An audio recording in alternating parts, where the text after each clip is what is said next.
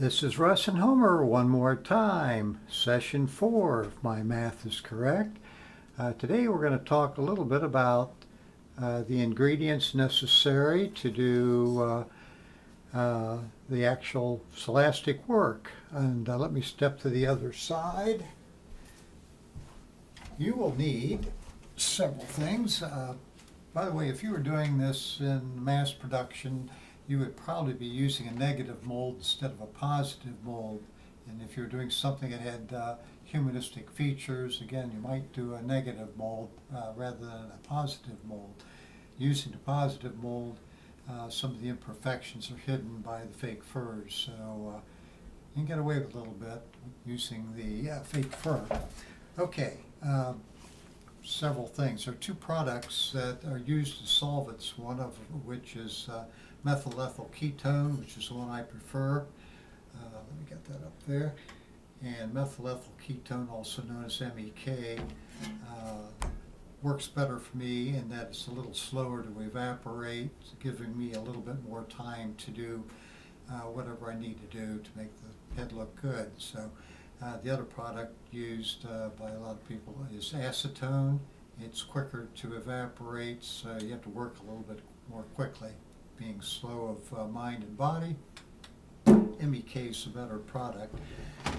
Rubber gloves, well, I want to always be on the safe side. A couple of things about methyl ethyl ketone.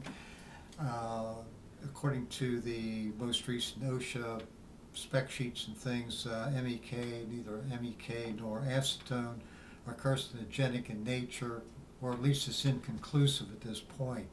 So you want to take every bit of care so that you're not taking risks. I've been using this stuff since 1970-ish, so 40 years, and outside of brain damage, well, I had that before. Outside of the brain damage, I've had no health issues as a result of using this product. And the Celastic or Formfast itself is not an issue.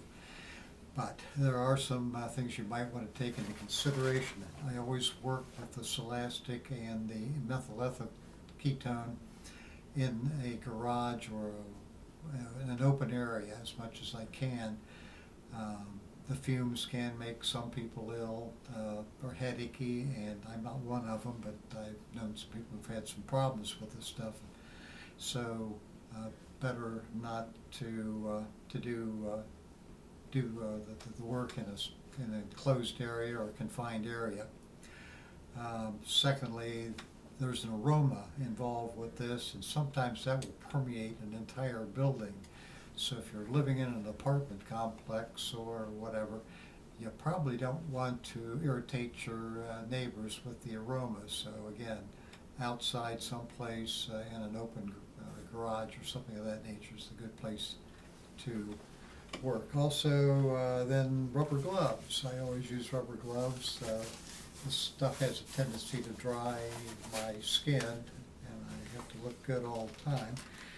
So I use the rubber gloves when I'm working with this stuff. Also, again, because the carcinogenic issue has not been determined, I don't want to use the stuff directly, have the stuff directly on my skin. So methyl ethyl ketone, rubber gloves. I do use a pan.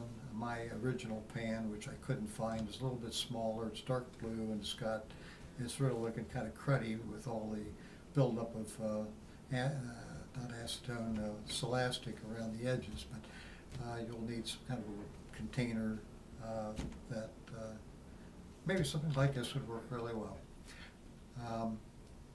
Tomorrow or the next day, next session, we will get into how to actually work with the Celastic, and I guess we'll see you then.